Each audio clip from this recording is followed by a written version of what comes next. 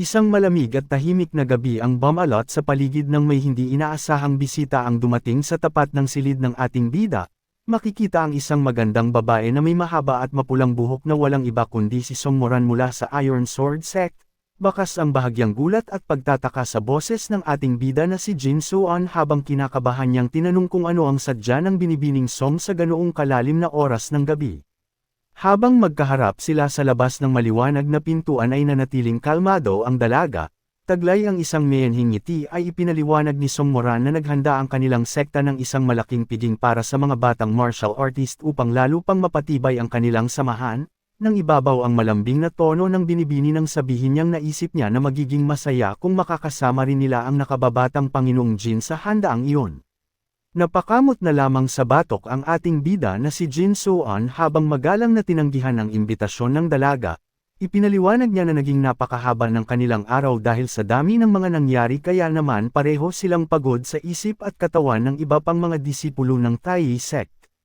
Ngunit sa halip na umalis ay isang mapanuksong ngiti ang sumili sa labi ni Song Moran habang mahinang napahajijek.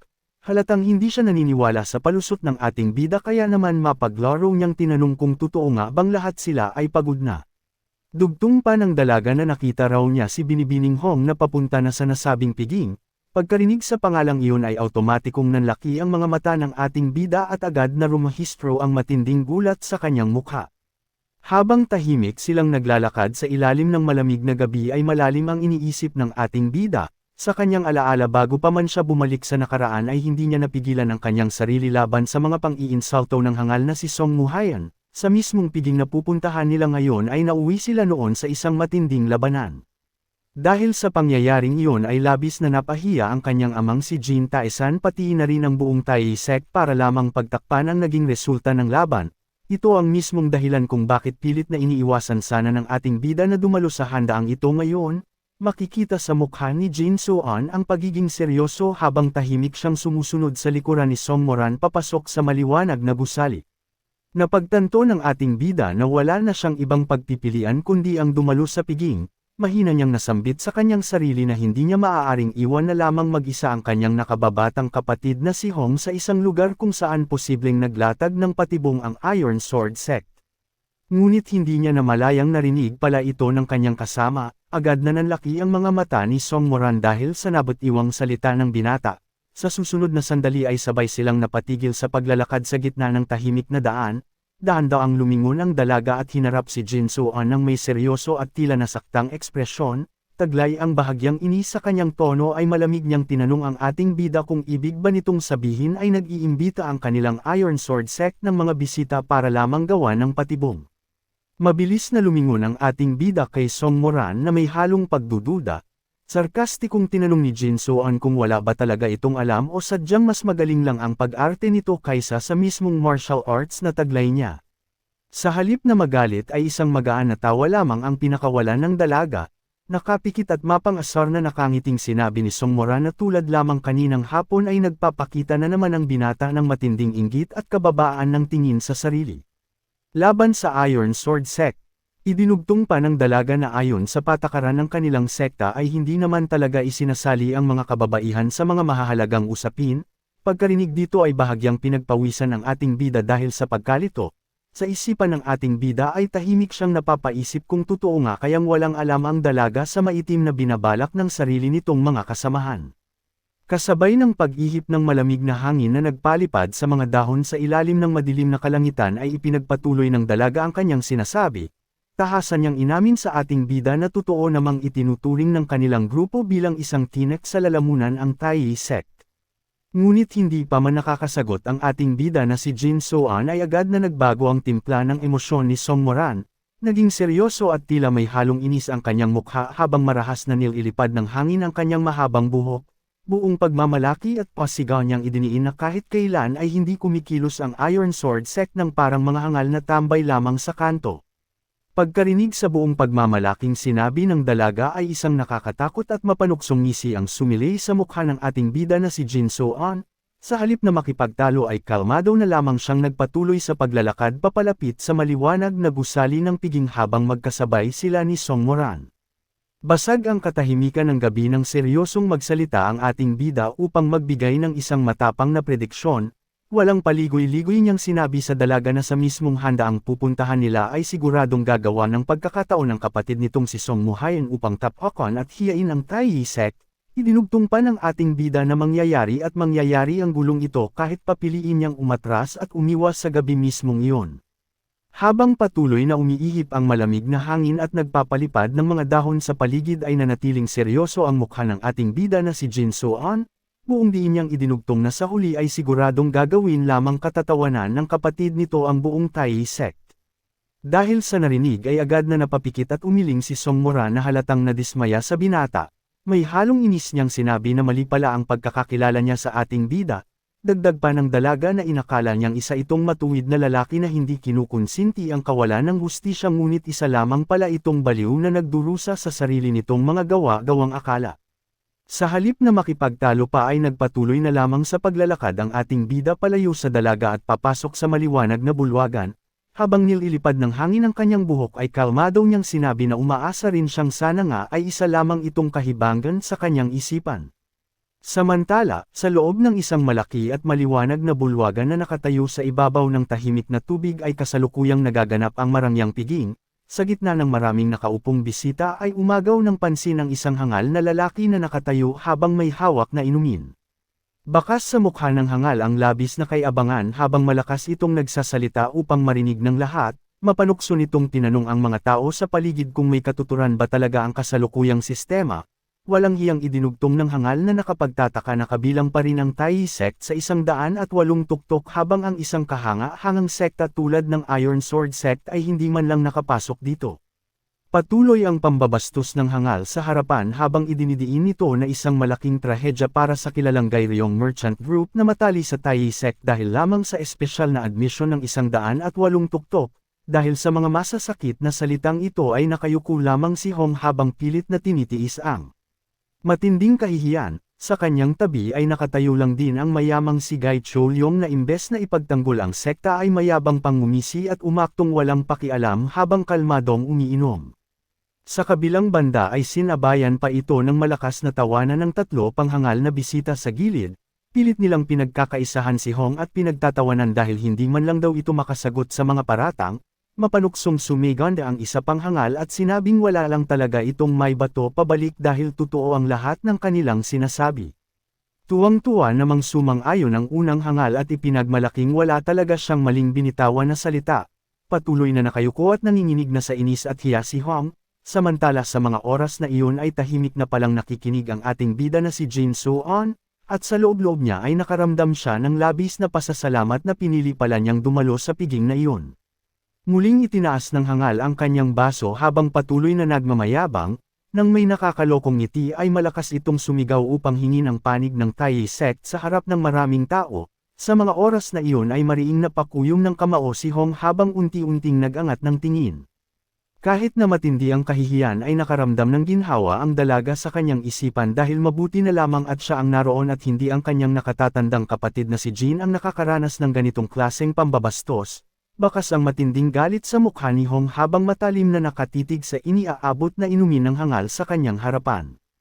Walang awang ipinagpatuloy ng hangal ang kanyang pambabastos habang nananatili ang nakakainsultong ngiti sa kanyang labi. Tahasan itong sinabi na ang mga bulok at hindi umaagos na tubig ay dapat na raw alisin para sa ikabubuti ng nakararami. Pagkatapos ay direkta at mapang-asar nitong tinanong si Hong kung samasang-ayon ba ang Taiji sect sa kanyang sinabi. Dahil sa bigat ng sitwasyon ay labis na pinagpawisan ang dalaga habang nanlalaki ang mga mata sa kaba. Sa kanyang isipan ay batid niya ang malaking responsibilidad dahil siya ang nagsisilbing kinatawan ng kanilang sekta sa piging na iyon. Pilit na nilalabanan ni Hong ang sarili ngunit panay ang kanyang pagyutol habang sinusubukang magsalita. Bakas ang matinding pressure kay Hong habang nanginginig at mahigpit na kinukuyom ang kanyang mga kamay sa sariling kasuotan. Pilit siyang naghahanap ng tamang salita upang ipagtanggol ang kanilang pangalan ngunit patuloy na nahihirapan ang dalaga na makabuo ng sagot sa gitna ng matinding panghihiya.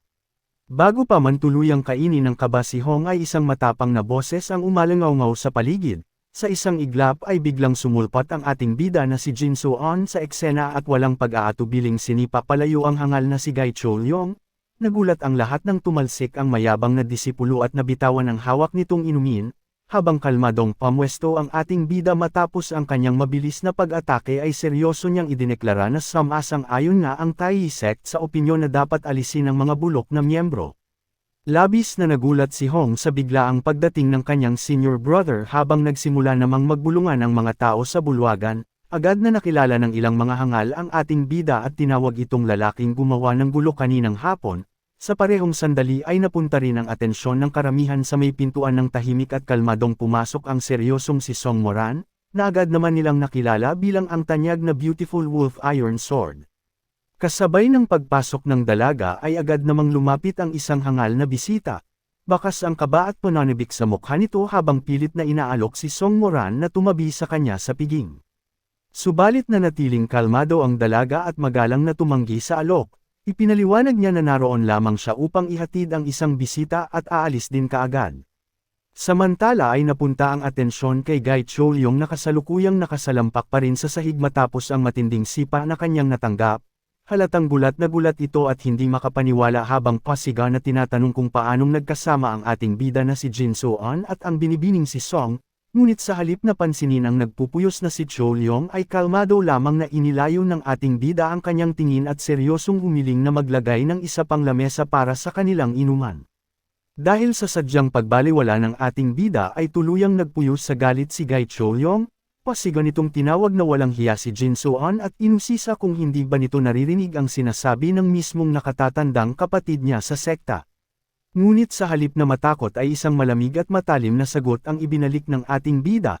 Tahasan at walang alinlangan niyang binalik ang tanong kung matatawag ba talagang nakatatandang kapatid ang isang taong walang ginawa kundi ang maupo at sarapan ang pag-inom ng alak habang walang awang iniinsulto ang kanilang sekta at pinapahiya ang kanilang nakababatang kapatid na si Hong. Pagkarinig sa mga nakakapasong salitang iyon ay biglang natigilan at napangiwi ang mayabang na disipulo. Agad na rumahistro ang matinding kabasanan lalaking mga mata ni Gai Cholyong habang unti-unting pinagpapawisan ang kanyang mukha dahil halatang tinamaan siya ng husto sa mga binitawang katotohanan ng ating bida. Bago pa man makaganti ng salita ang ating bida ay umalingaw-ngaw ang galit na sigaw ng hangal, dahil sa papalalang tensyon ay agad na sumingit si Hong habang halatang pinagpapawisan sa matinding kaba. Pasigaw nitong inawat ang dalawa bago nag-aalalang lumingon kay Jin So-on upang tanungin kung bakit ba ito naparito sa piging. Kalmado namang ibinalik ng ating bida ang tanong sa kanyang nakababatang kapatid kung bakit din ba ito naroon. Nag-aalangan namang sumagot si Hong na napilitan lamang daw siyang pumunta bilang kapalit dahil nag-aalala siyang baka gumawa na naman ng gulo ang binata kapag ito ang pinadalo. Pagkarinig sa rason ng dalaga ay biglang napangiwi at pinagpapawisan na lamang sa awkwardness ang ating bida. Sa kanyang isipan ay inosente siyang napapaisip kung kailan ba siya huling gumawa ng iskandalo. Bahagyang nilinggan ng ating bida na si Jin So-on ang kabilang bahagi ng bulwagan. Sa kanyang isipan ay tahimik niyang napansin na habang abala ang lahat sa pangungutya sa Taoist sect ay may dalawang tao roon na hindi man lang nag-abalang tapunan sila ng tingin. Kalmado lamang na nag-uusap ang dalawang ito sa isang gilid habang nag-aayaya pa ng isang magandang laban, parang walang malaking gulo ang nangyayari sa kanilang paligid dahil seryoso lamang silang nagpupuri sa galing ng isa't isa sa martial arts habang patuloy na binabaliwala ang presensya ng ating bida. Habang patuloy na nagmamasid ang ating bida na si Jin So-on ay tahimik niyang kinilala ang dalawang individual na ito sa kanyang isipan. Ang unang lalaki na kalmadong umiinom ng kanyang alak ay walang iba kundi ang tinaguriang Awakened Divine Dragon na si Namgang San, bilang pinakamatandang anak ng pamilya Namgang at kabilang sa tanyag na Dragon Phoenix Summit. Kilala rin ang lalaking ito bilang isa sa mga hidden dragons ng probinsya ng Anhui. Sa kabilang banda, ang lalaking nakasandal habang mayabang na nakangisi hawak ang kanyang baso ay ang kapatid ni Song Moran. Siya ang kilalang Blood Wolf Iron Sword ng Iron Sword Sect na walang iba kundi si Song Muhayan. Seryoso lamang ang mukha ng ating bida habang matalim na nakatitig sa hangal na kalaban na ito, dahil alam niya na ang mayabang na lalaking ito ang tunay na magpapasimula ng malaking gulo sa piging. Matalim na nakatitig ang ating bida na si Jin So-on sa mukha ni Song Muhayan na siyang mismong nag-organisa ng piging na iyon, ngunit ang seryosong tagpong iyon ay agad na binasag ng hangal na lalaki sa kanyang harapan. Mapang-asar na nagkunwaring nanghihinayang ang hangal dahil kailangan daw muna nitong ipagpaliban ang pakikipag-usap kay binibining Song. Pagkatapos ay binalingan nito ang ating bida upang mayabang na batiin.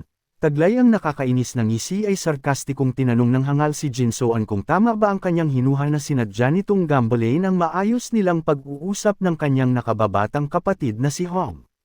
Patuloy na nagmayabang ang hangal na lalaki habang nakataas ang kanyang baso, taglay ang nakakainis ng ngisi ay idinugtong nito ang kanyang tanong kung sumingit ba ang ating bida dahil balak nitong sumagot para sa kanyang nakababatang kapatid na si Hong. Sa halip na magalit o patulan ang mga salita nito ay nanatiling tahimik lamang ang ating bida na si Jinsoan, kalmado at seryoso lamang siyang nakatitig sa mayabang na kalaban habang walang kahit anong emosyon ang nakarehistro sa kanyang mukha. Sa halip na magpaapekto sa yabang ng kalaban ay mabilis na dumampot ng isang malaking karne ang ating bida mula sa mesa, kalmado niyang ipinaalala sa lalaki na kakaulit niya lang kanina na samasang-ayon nga sila sa pananaw nito. Habang nagsasalita si Jinsoan ay biglang nanlaki ang mga mata ng hangal at unti-unting pinagpawisan dahil sa kakaibang tensyon na kanyang nararamdaman. Ipinagpatuloy ng ating bida ang kanyang matalinghagang sinasabi na mananatili lamang na malinaw ang isang lawa kung may bagong tubig na dadaloy rito. Sa susunod na sandali ay mabilis na kumagat ng karne ang ating bida, bago pa man makapag-react ang mga tao sa paligid ay agresibo niyang iniamba ang kanyang kamay pabalik upang malakas na ibato ang hawak na buto ng karne habang seryosong idinugtong ang salitang ngunit. Walang pag-aalinlangang kinagat at ninuya ng ating bida ang hawak niyang karne habang seryosong nakatingin sa kalaban, dugtong ni Jinsoan sa kanyang sinasabi, mangyayari lamang ang pananaw na iyon kung malinis ang bagong tubig na ay dadagdag. Agad namang gumawa ng hakbang ang ating bida at kalmadong nagtanong sa lalaki, tinukoy niya ang Changjuk Fortress na isa sanang lumalakas na puwersa sa probinsya ng Anhui at matagal na dapat nakapasok sa 108 tuktok. Seryosong nagtanong si Jinsoan kung bakit hanggang ngayon ay hindi pa rin nagtatagumpay ang mga ito. Tila nahulog naman sa patibong ang hangal na lalaki at walang gatol na sumagot ng may pagmamayabang. Tahasan nitong ininsulto ang grupo ni Jinsoan at sinabing iyon ay dahil ang mga kasalukuyang miyembro ng 108 tuktok ay masyadong abala sa paghalik sa paa ng Merem Alliance, habang malakas na nagsasalita ang hangal ay tahimik at gulat na nakatingin lamang si Hong mula sa gilid. Isang nakakatakot na ngisi ang sumilay sa labi ng ating bida na si Jinsoan habang ibinubunyag ang katotohanan. Tahasan niyang idiniin ang tunay na dahilan ay ang madugong insidente sa Changjuk na nangyari 60 taon na ang nakalipas.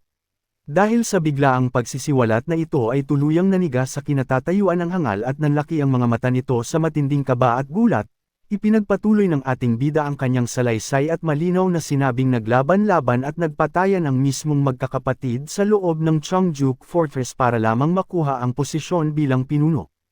Sa pagbabalik tanaw sa nakaraang iyon ay makikita ang isang wasak at dagwang watawat kasama ng isang espada na nakahandusay sa madilim na lupa bilang patunay ng trahedya. Habang patuloy na nagpapaliwanag ay kalmadong nagsali ng alak ang ating bida na si Jinsoan sa kanyang baso. Nilinaw niya sa hangal na huwag sana siyang mamaliin ng intindi dahil kinikilala naman niyang isang mahusay at malakas na sekta ang mga ito. Pagkatapos ay dahan-dahan niyang ininom ang alak habang nananatiling bakas ang matinding gulat sa mukha ni Gai Cholyong na nasa kanyang tabi.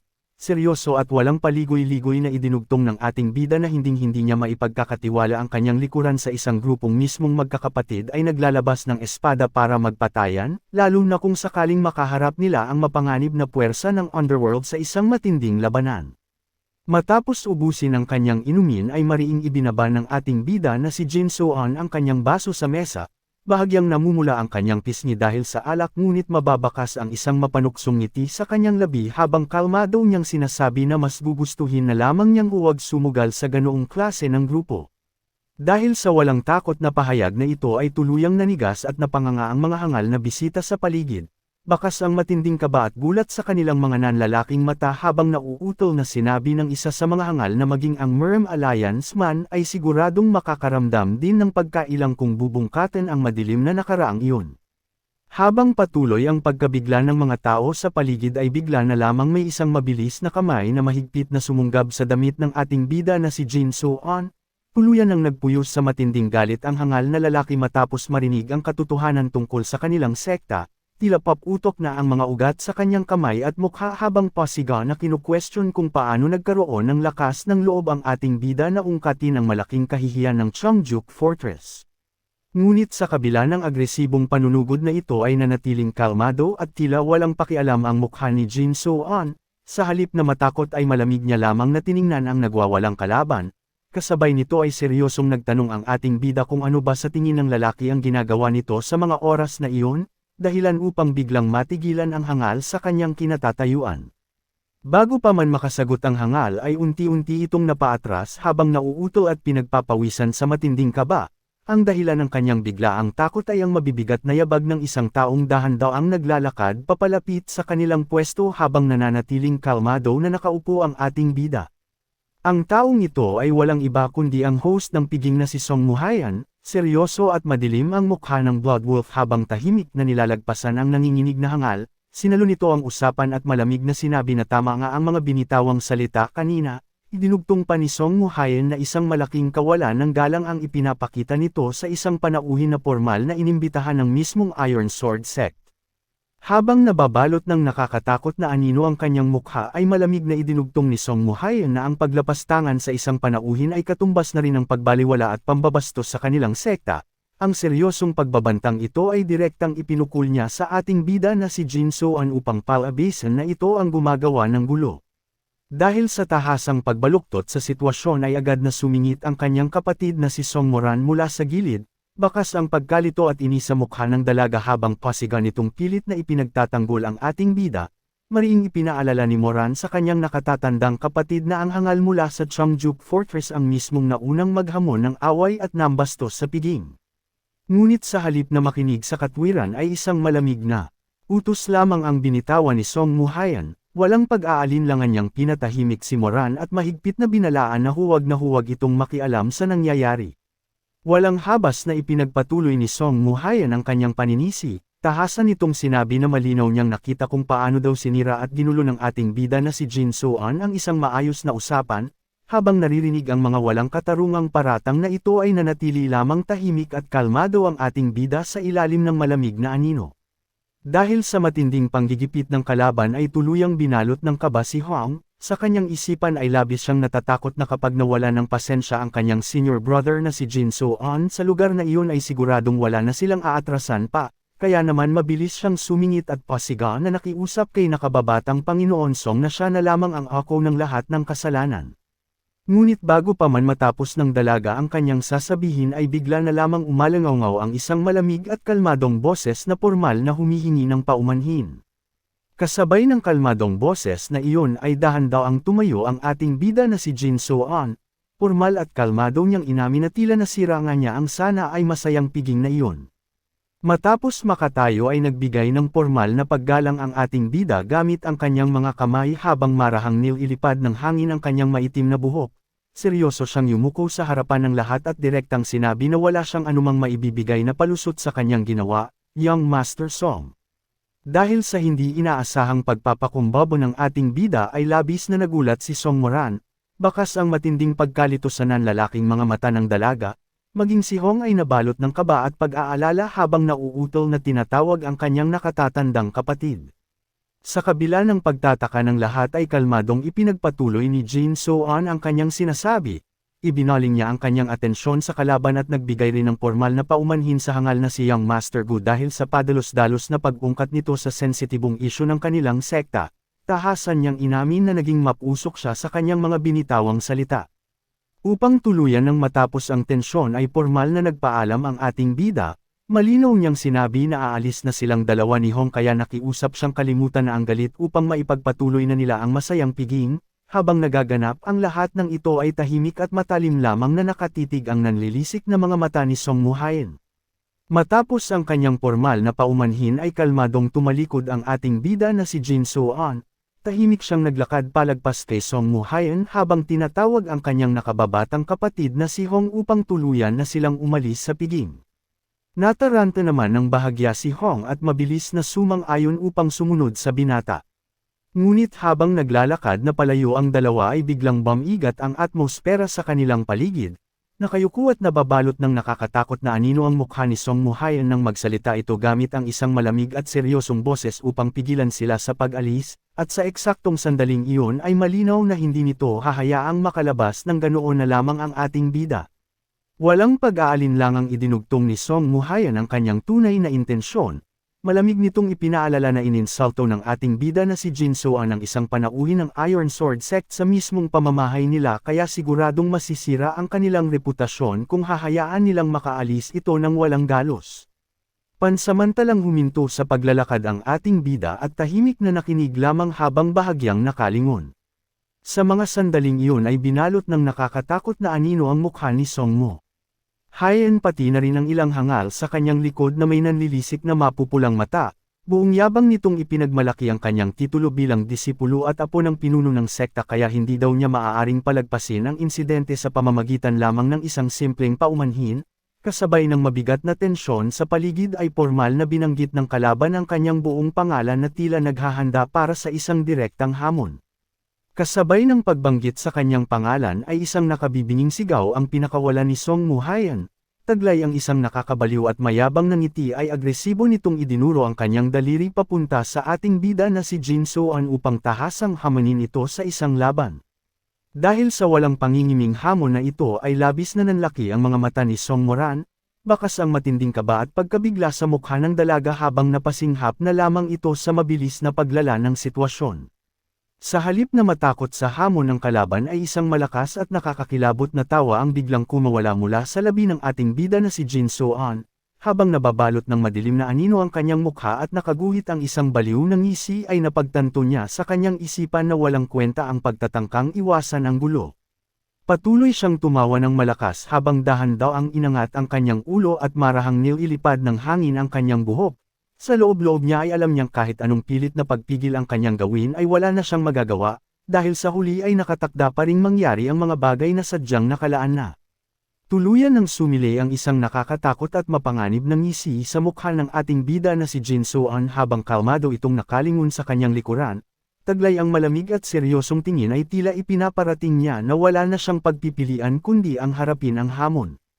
Habang nasasaksihan ang kakaibang presensya na inilalabas ng binata ay bakas ang matinding kaba sa pinagpapawisang mukha ni Song Moran, sa mga sandaling iyon ay tahimik niyang inamin sa kanyang sarili na tama nga ang naging hinuhal niya tungkol sa tunay na pagkatao ng ating bida. Ipinagpatuloy naman ni Jin Soan ang kanyang malalim na iniisip at tuluyan ng tinanggap na kahit anong pilit niyang pag-iwas ay mangyayari at mangyayari pa rin sa huli ang gulo na sadyang nakatakda para sa kanya.